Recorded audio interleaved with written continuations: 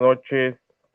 Hoy vamos a hablar de el Congreso Constituyente de 1857, del voto directo y los debates que hubo en esa época.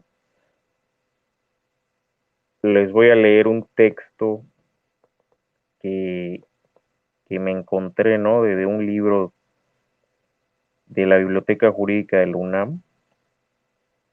Dice: el voto directo en los debates de los congresos constituyentes mexicanos de 1856 y 1916 se presentó como uno de los principios en que debía fundarse todo régimen de representación política basado en el dogma de la soberanía popular. Sin embargo, como ideales democráticos para sus opositores se consideraban aspiraciones utópicas, impracticables en un pueblo poco ilustrado, sin una conciencia y cultura política capaz de generar el interés de los ciudadanos en la conformación del gobierno. En el Constituyente de 1856, la propuesta para establecer el voto directo fracasó frente a dos imperativos: el convencimiento de que el pueblo mexicano aún no estaba preparado para ejercer tal responsabilidad por ser inculto y aún no emancipado del todo, y que el voto indirecto ofrecía más expectativas de control político electoral a las élites y los grupos de poder político. Y aquí hago un paréntesis: eso es lo que pasa realmente cuando estamos votando y utilizamos a intermediarios políticos que son los partidos para decidir nuestro destino. Continúo. El voto indirecto permitía mantener el dogma de la representación popular y al mismo tiempo, mediante sucesivas escalas de representación del pueblo, ejercer una tutela sobre este, que dejaba en manos de las élites políticas la regulación de la disputa por el acceso al poder político. En cambio, el voto directo, aún con restricciones al acceso a la ciudadanía, admitía una mayor cantidad de electores que podían decidir sobre la formación del gobierno, lo que introduciría nuevos espacios de negociación y de acción política que no estaban seguros de controlar. Otro paréntesis: eso es lo que pasa, que nunca quieren que el pueblo tome decisiones, y aquí lo está diciendo claramente. Para 1916, el contexto político había cambiado trascendentalmente. La crisis política generada por la reelección de Porfirio Díaz y la campaña política de Madero, amparada en los principios democráticos de la no reelección y el voto efectivo, crearon las condiciones favorables a la posibilidad del voto directo. Se mantenía la idea de un pueblo no capacitado para el ejercicio de la vida democrática, pero presionados por las demandas del cambio político que apuntaban hacia una participación más efectiva del pueblo en la formación del gobierno. Los legisladores de la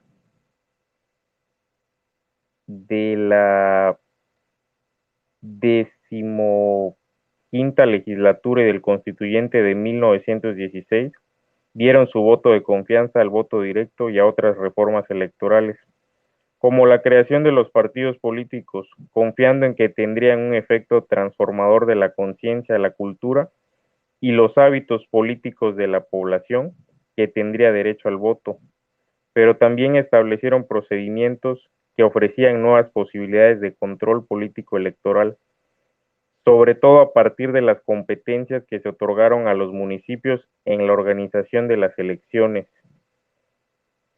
que se sumarían a las inercias de una cultura democrática incipiente y el peso de las prácticas y conductas electorales informales que tradicionalmente se habían puesto en marcha ante la disputa político-electoral, y que el nuevo régimen electoral, pese a sus buenos propósitos, no lograría eliminar.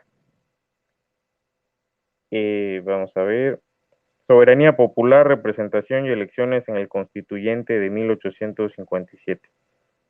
Nos dice, el significado del Constituyente y la Constitución de 1857 era materializar un nuevo pacto institucional y político, a partir del cual se crearía un nuevo marco de legalidad bajo un régimen representativo y republicano, que sería validado por un nuevo régimen electoral que regularía la manera en que los ciudadanos y electores participarían en la formación del gobierno.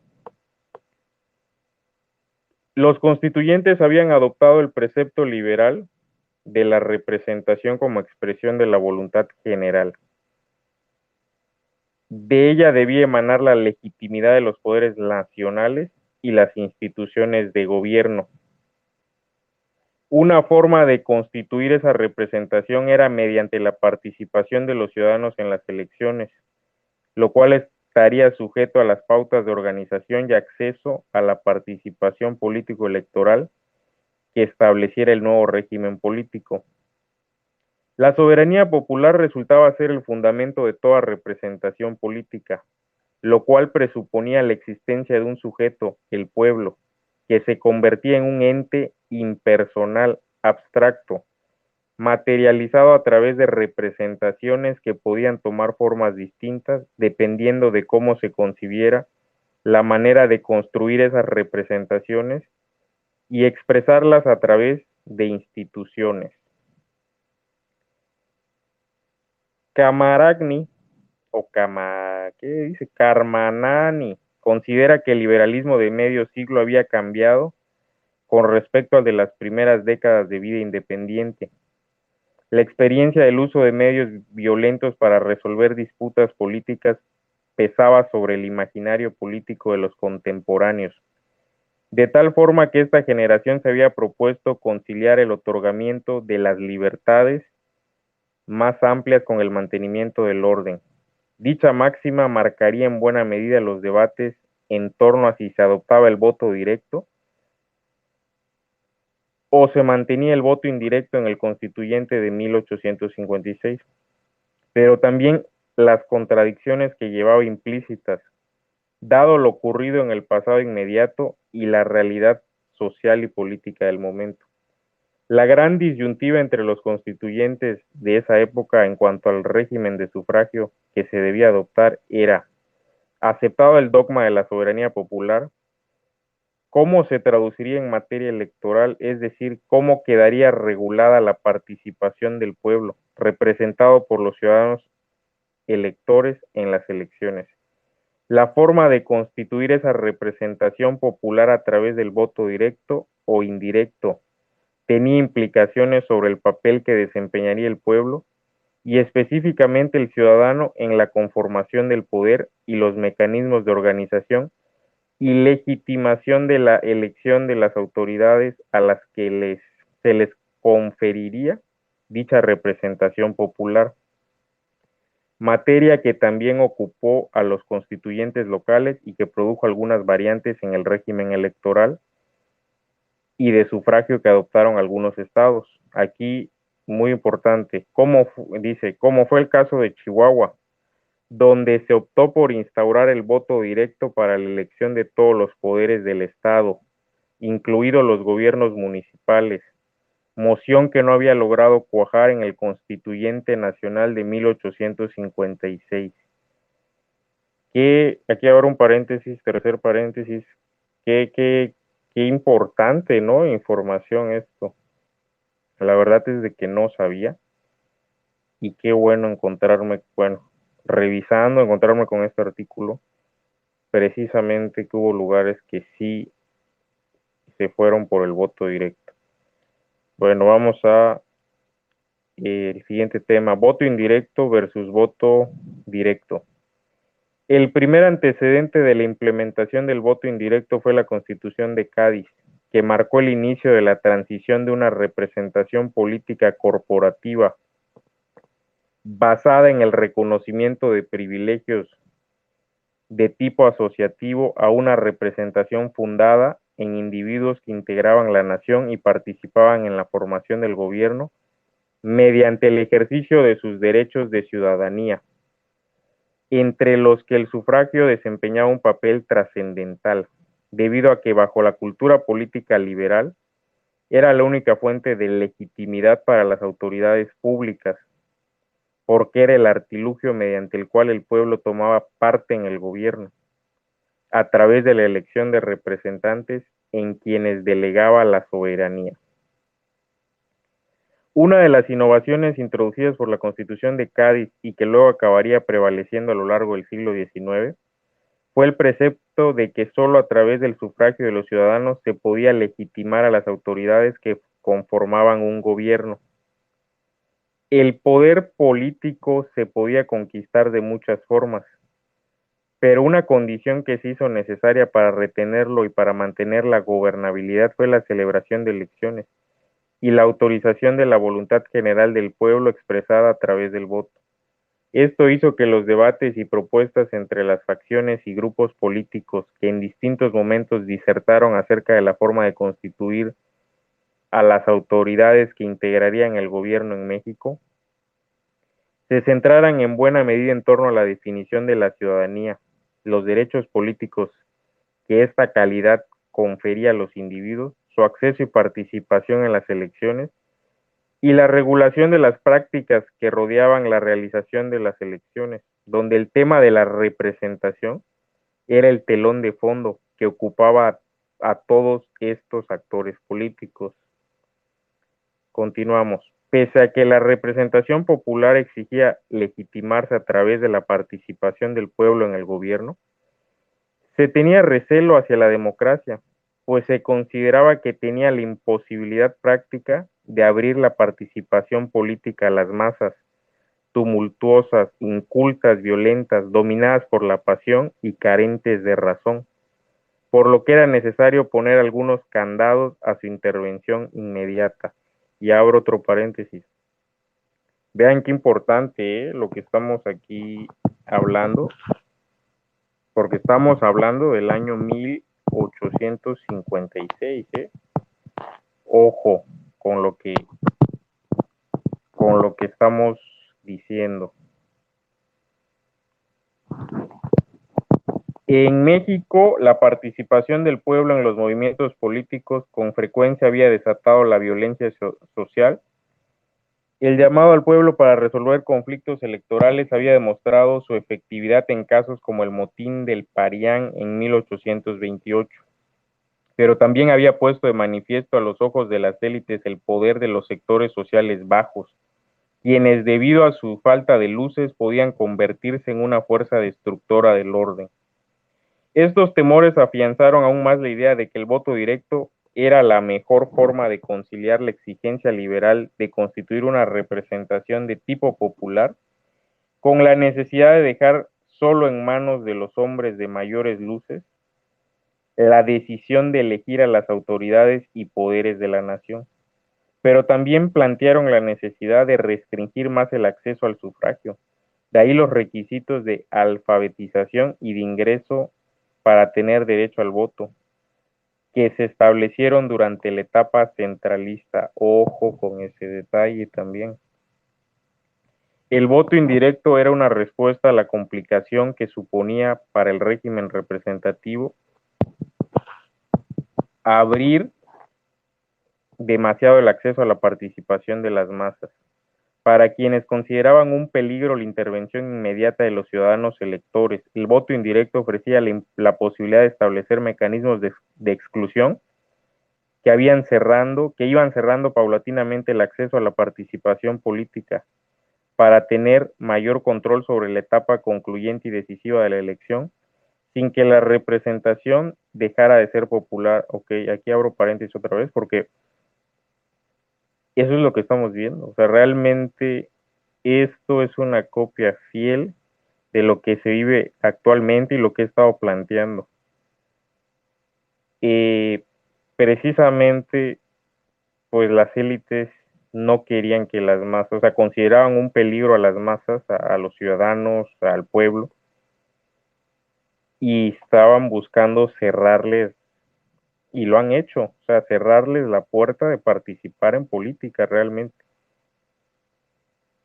Qué importante detalle es. A ver, voy un segundito que el celular está ahí como que fallando. Bueno, más bien se apagó. Vamos a ver si sigue grabando. La modernidad política presuponía la existencia de un pueblo que solo existía a través de las representaciones que se hacían de él y admitía representaciones sucesivas. De ahí que el voto indirecto, pese a que jerarquizaba la participación de los ciudadanos en la decisión para elegir a sus autoridades, no dejaba de ser una representación de carácter popular, constituida a partir de representaciones sucesivas del pueblo, partiendo del ciudadano que tenía participación en el primer grado de la elección hasta llegar a los electores que tomaban parte en los siguientes grados de la elección y que mantenían la investidura de representantes del pueblo.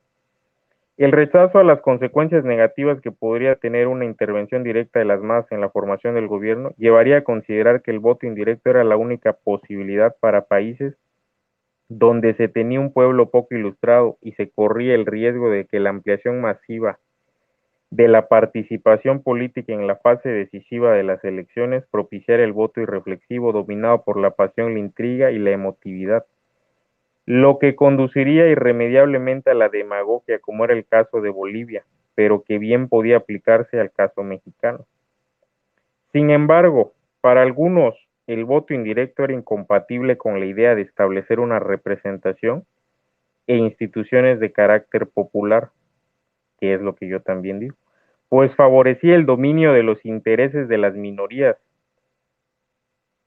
sobre el de las mayorías y facilitaba los artilugios y las intrigas en las elecciones al reducirse el número de electores sobre los que recaía la responsabilidad final de elegir a las autoridades, por lo que con frecuencia podían salir electos sujetos que resultaban antipáticos a las masas y por ende se negaban a reconocerlos como sus representantes. Así lo había expresado Manuel Crescencio Rejón en el Constituyente de 1846, con el apoyo de Mariano Otero y otros diputados que apoyaban el cambio del voto indirecto al directo, propuestas que finalmente no se consumaron en este constituyente. Fíjense qué importante, ¿no? Manuel Crescencio García Rejón y Alcalá, padre del juicio de amparo, ¿no? El campechano ¿cómo se llama? De Bolonchen, ¿no? Que de hecho le pusieron, pues ahora se llama Bolonchen de Rejón, ¿no? Ese lugar.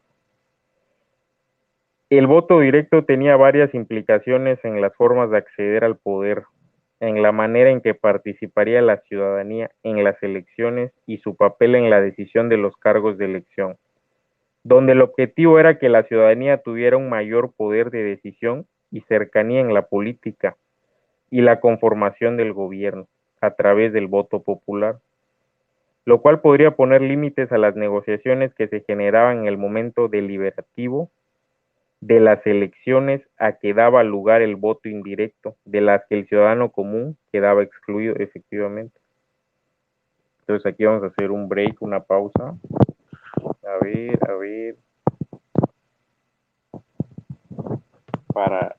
voy a hacer una pausa para volver a reactivar este celular.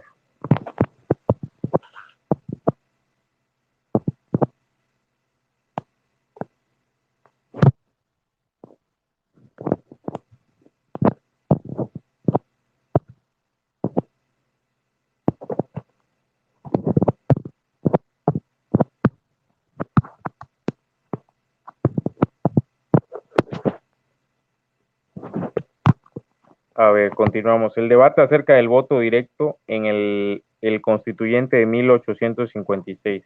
La renovación generacional entre la élite política y el replanteamiento del liberalismo mexicano de mediados del siglo nuevamente puso en la discusión el tema acerca del papel que debería tener el pueblo en la constitución de la representación política, lo cual llevaría al cuestionamiento del significado de la soberanía popular. Y bajo este supuesto, ¿qué tipo de participación debía tener el pueblo en la formación del gobierno? En el Constituyente de 1856, la búsqueda de otorgar mayores libertades y de lograr instituir algunos principios democráticos a partir de la constitución de un gobierno e instituciones que de manera genuina representaran la voluntad del pueblo, llevaría a la revisión del régimen electoral que había funcionado hasta ese momento, basado en el voto indirecto, y al análisis y discusión acerca de las posibilidades que tendría para un país como México la adopción de un sistema electoral basado en el voto directo. Aunque los llamados liberales puros o radicales, entre quienes se puede señalar a Francisco Zarco, Ponciano Arriaga, Guillermo Prieto e Isidoro Olvera, compartían muchas ideas en común, como la ampliación de libertades en materia de cultos y de conciencia, la secularización y el cometido de proponer un sistema federal perfeccionado. En algunos temas, las posiciones que fijaron algunos de ellos generó divisiones. La discusión de la propuesta para establecer el voto directo en México fue de esos casos. Efectivamente, el debate gira en ese sentido, ¿no? De que a pesar de que eran radicales o considerados, ¿no? Liberales radicales, pues en el voto directo e indirecto muchos, a mi entender, chafiaban, ¿no? O sea, chafiaban porque querían el voto como lo tenemos ahora, indirecto, y no se fueron como Francisco Zarco hacia el voto directo. El debate perfilaría claramente dos posturas, la encabezada por Francisco Zarco, que consideró que ese era el momento para lograr consolidar un régimen político fundado en una más fidedigna representación del pueblo, y la que podríamos definir como histórica, en el sentido de mantenerse fiel al voto indirecto, siguiendo la tradición iniciada a partir de la Constitución de Cádiz, sobre la que pesaba más el trauma que hasta ese momento del recorrido histórico del país habían dejado los estallidos sociales y la intervención de las masas en los momentos álgidos de la disputa política, y que decía ser más congruente con la realidad histórica de México, que correspondía a la de un país con un pueblo poco ilustrado, no emancipado por completo, carente de conciencia política, y que por lo tanto era incapaz de asumir del todo los principios de la teoría democrática. Eso es lo que pensaba Ponciano Arriaga y otros, ¿no? Considerados, ojo, considerados liberales radicales, para que vean cómo esto está muy interesante. En el grupo opositor al voto directo destacan figuras como Ponciano Arriaga e Isidoro Olvera, que pese a considerar que el voto directo era un ideal deseable bajo el dogma de la soberanía popular, consideraban que la falta de ilustración del pueblo real, de las masas populares, sería un impedimento para poner en práctica dicho sistema electoral. Para Francisco Zarco, el voto indirecto no era el mejor medio de expresar la voluntad del pueblo, y era una contradicción a las teorías democráticas, y estoy totalmente de acuerdo con Zarco. Consideraba que el voto indirecto era una forma de engañar al pueblo, pues en los distintos grados de la elección se separaba más de los intereses del pueblo, y finalmente era el voto de una aristocracia la que se quedaba con el control de la decisión electoral, como sucede actualmente y como ha sucedido en 200 años. La defensa de Zarco del voto directo se debe a que él consideró que era una posibilidad para hacer efectiva la idea de soberanía, sustentada en la prefiguración de un pueblo integrado por individuos que tienen capacidad para cooperar en la toma de decisiones de la nación. Así apelaba al pueblo en la sesión del 18 de septiembre de 1856, en oposición al horror al pueblo que habían manifestado diputados como Ponciano Arriaga. Pero ya que su señoría quiere que de las últimas clases del pueblo salgan los representantes, comience por el principio, recurra a la fuente más pura, al pueblo y solo al pueblo, y haga que sea verdad que todo ciudadano es elector. Eso decía Francisco Zarco.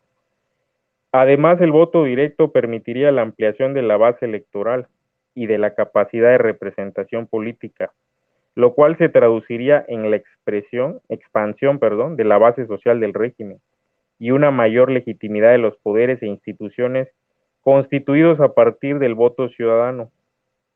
A este respecto, Sarko señaló: si es verdad la soberanía popular de las masas, por ignorantes que sean, deben derivarse los poderes públicos.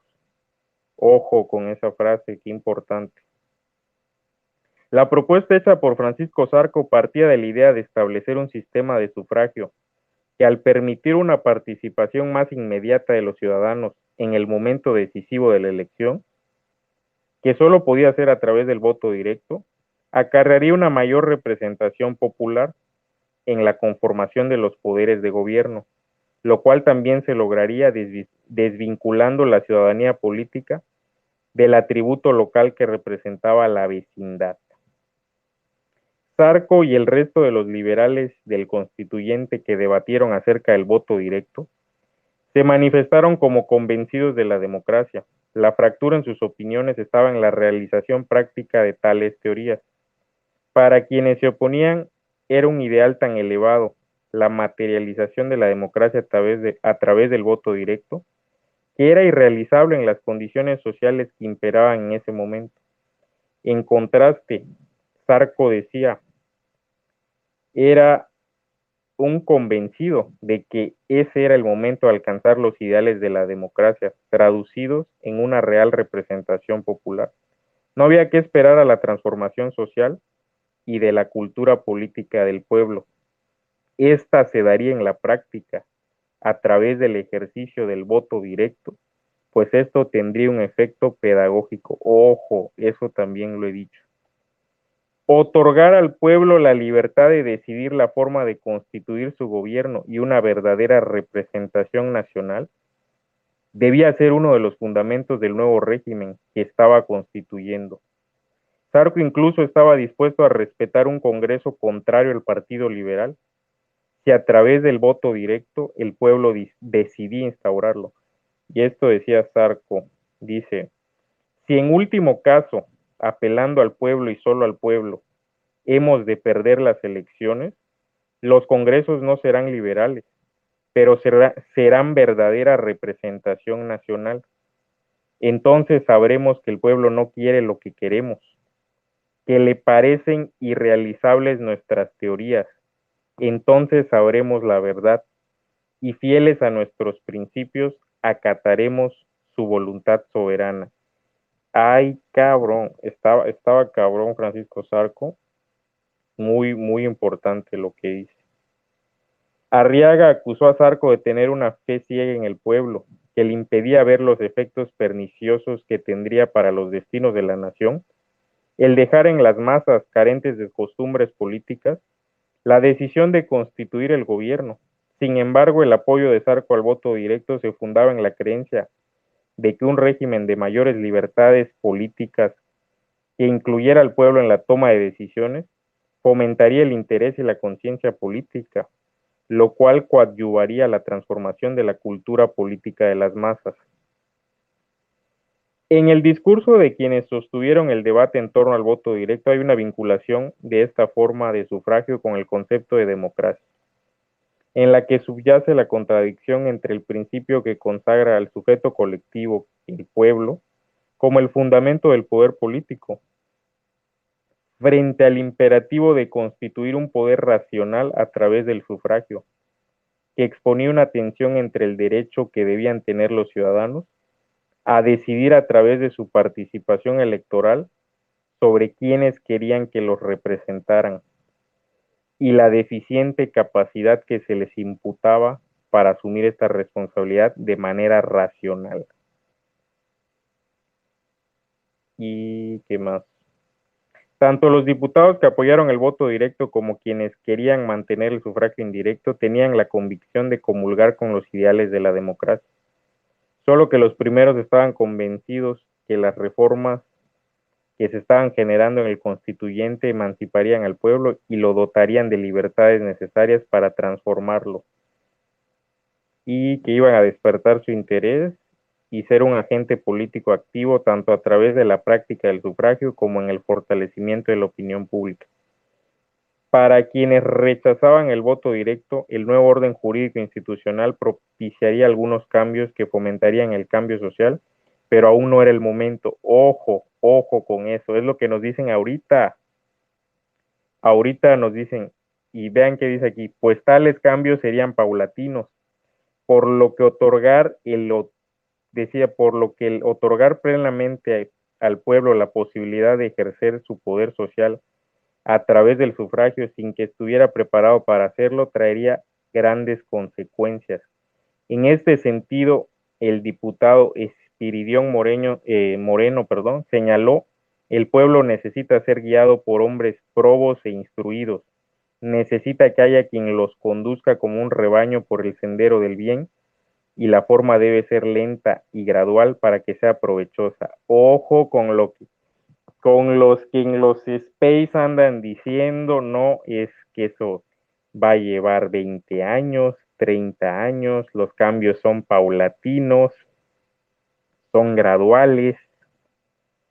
Ojo, porque aquí hay un debate muy interesante que ya se ha dado en otra época, como están demostrando en los tiempos, ¿no?, de los liberales. Tanto Arriaga como Zarco reconocieron que el pueblo mexicano carecía de cultura política necesaria y a través del fortalecimiento de la opinión pública. Sin embargo, mientras para Arriaga este era un impedimento para la ampliación de los derechos políticos y de participación del pueblo en la vía pública, para Zarco el deber de la Asamblea Constituyente era reformar esas costumbres para lograr la emancipación del pueblo, y el voto directo sería el medio adecuado para hacerlo, porque despertaría el interés de todos los ciudadanos en las elecciones, al saber que de ellos dependían los resultados de la elección de sus autoridades, con lo que se lograría un despertar de la conciencia política de las masas.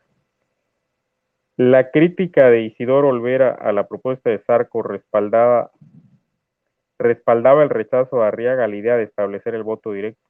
Fundamentalmente, el problema seguía siendo la imposibilidad de una democracia pura y los peligros de la demagogia y la anarquía que esto traería ante decían ellos, ¿no?, ante la incompatibilidad de su aplicación en el contexto mexicano. Él reconoció el predicamento en el que se colocaba, pues reconociéndose como demócrata, debía sostener la idea de que, dadas las circunstancias peculiares del pueblo mexicano, no podía apoyar la moción del voto directo. O sea, podía estar de acuerdo, pero ahorita decía él que no era el momento, como nos dicen ahorita de muchas cosas, ¿eh? Ojo. Al igual que otros liberales de su época, Olvera tuvo que enfrentar el conflicto que generaba la adopción ideológica del dogma de la soberanía popular, que pues era el fundamento del sistema político que se deseaba constituir con el hecho real de contar con un pueblo integrado por individuos que se hallaban mal organizados, que en algunos casos aún no se hallaban emancipados de las corporaciones a las que pertenecían, o de la dependencia que mantenían por sus relaciones laborales, como era el caso de los jornaleros y demás que tenían muy bajos niveles de instrucción. El problema de fondo era la ausencia de una reforma social, que pese a las medidas que se habían implementado para establecer la igualdad jurídica entre los individuos, para emanciparlos de la sujeción a las corporaciones y las libertades que se habían implementado, no se consideraban suficientes para transformar al pueblo y hacerlo un ente interesado en la vida política de su país y consciente de las decisiones que se tomaran en esta materia. De ahí los recelos hacia su conducta política. En respuesta a Olvera, Zarco retomó la idea de que la función del constituyente era precisamente la de organizar al pueblo y que ese proyecto político que se estaba desarrollando ya había tomado cartas en el asunto en algunos de sus artículos para emancipar al pueblo de un modo tan franco y liberal que no tendría que desconfiarse ni temerse de él. Los diputados Gamboa e Ignacio Ramírez también apoyaron la instauración del voto directo.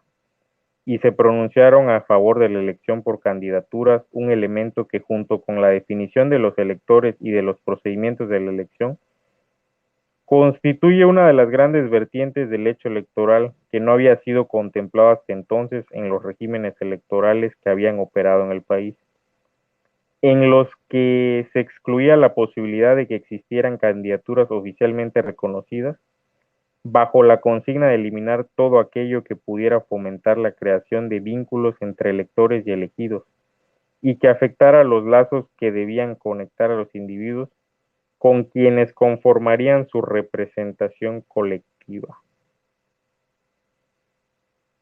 Eh, vamos a ver, un segundito.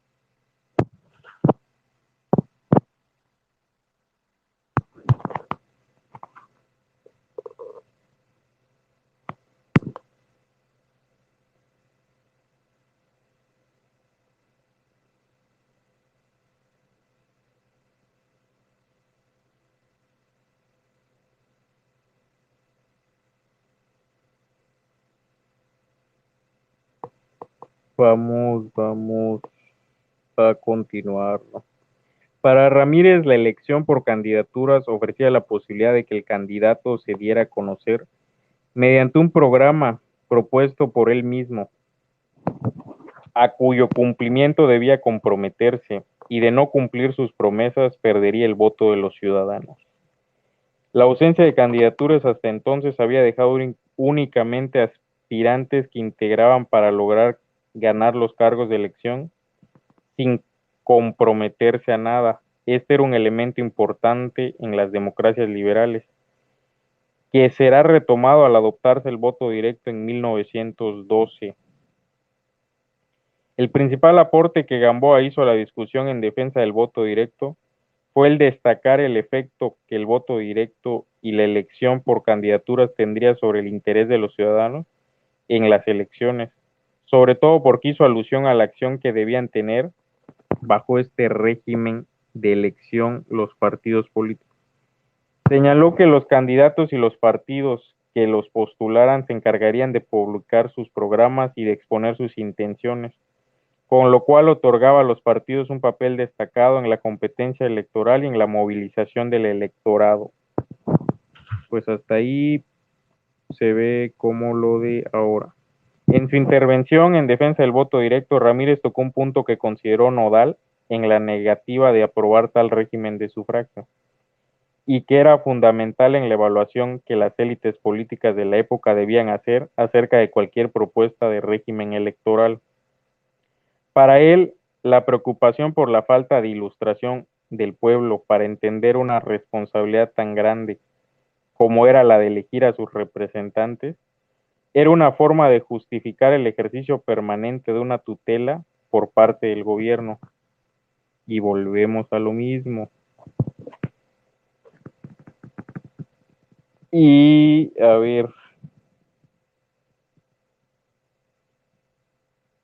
dice, y de la autoridad que ostentaba sobre el derecho legítimo del pueblo a elegir a sus gobernantes, lo cual ofrecía garantías de control político a las élites y posibilidades de intervención del gobierno en las elecciones. Ojo ahí, lo que yo siempre he dicho. Desde luego, el voto directo también podía ofrecer posibilidades de control político electoral al gobierno y a las autoridades, sobre todo a partir de la definición de los procedimientos electorales. Pero en ese momento el grupo encabezado por Arriaga consideró que ese control se ponía en menor riesgo a través del voto indirecto, que era un sacrificio que se hacía por el bienestar de la nación, a pesar de aceptar que contrariaba sus convicciones democráticas. Ojo ahí, porque estoy seguro que hubo presiones. Estoy seguro, bueno, estoy seguro de que realmente hubo presiones para que esto no se, el voto directo no se aprobara, y tenemos un voto indirecto de intermediarios políticos que son los diputados, senadores y el presidente, que son los que deciden por nosotros al final. El grupo opositor al voto directo veía en el voto indirecto un estadio provisional, en lo que se lograba el perfeccionamiento de la sociedad. Ellos querían el voto directo, pero decían que aún no era tiempo, ojo, pues pasaron 200 años y nunca fue, y hasta la fecha no es tiempo. Decían que algún día el sufragio efectivamente fuera una expresión del poder social en la formación del gobierno como un esencial principio democrático. El resultado final de la discusión sobre el régimen electoral para la elección de diputados fue que se rechazó la moción de Francisco Zarco para establecer el voto directo, no por rechazar doctrinariamente el ideal de constituir la representación popular a partir de una participación directa de los ciudadanos en la elección de sus autoridades, sino por el convencimiento de que el pueblo real, representado por los ciudadanos electores, carecía de la instrucción necesaria para practicar el sistema democrático. La Constitución de 1857 abunda un poco en materia electoral, debido a que sería en la Ley Orgánica Electoral del 12 de febrero de 1857, donde se especificarían los procedimientos y la normativa electoral instituida por el nuevo régimen. Sin embargo, ya en el texto constitucional se anunciaban de manera sustancial algunos cambios, como el paso de un régimen de elección doblemente indirecto a uno indirecto simple, al eliminar a los electores secundarios en la elección para diputados al Congreso Federal, para presidente de la República y ministros de la Suprema Corte. Además, establecía como una de las prerrogativas de los ciudadanos mexicanos el votar y ser votados en las elecciones populares. Definía la ciudadanía a partir de la vecindad y la organización de las elecciones con base en distritos de hasta 40,000 habitantes. Bueno, eso es básicamente lo que tenemos ahorita. Y a ver, ¿qué podemos resaltar de esto último?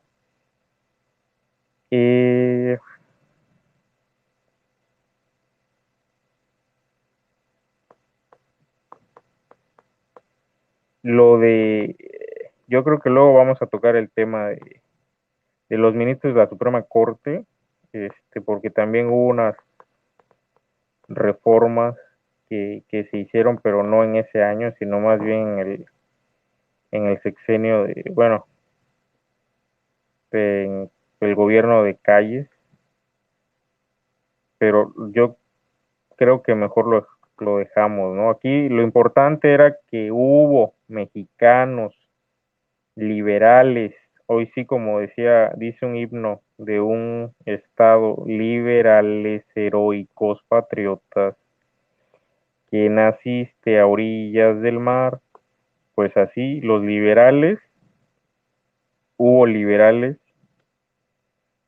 que querían darle la democracia directa al pueblo, Francisco Zarco entre ellos, y hay que reconocerlo, que era aparte de que fue un gran periodista, que fue, que, pues fue ahí diputado en la constituyente, o participó en la constituyente de 1857, fue historiador, creo, no estoy seguro, y tiene un libro sobre sus escritos, ¿no? Periodísticos sobre Santana, son buenísimos. Ojalá pudiera yo recuperar ese libro. Pero bueno, aquí lo importante es eso, pues ahí se los dejo, chavos. Muchísimas gracias y estamos pendientes. Nos vemos.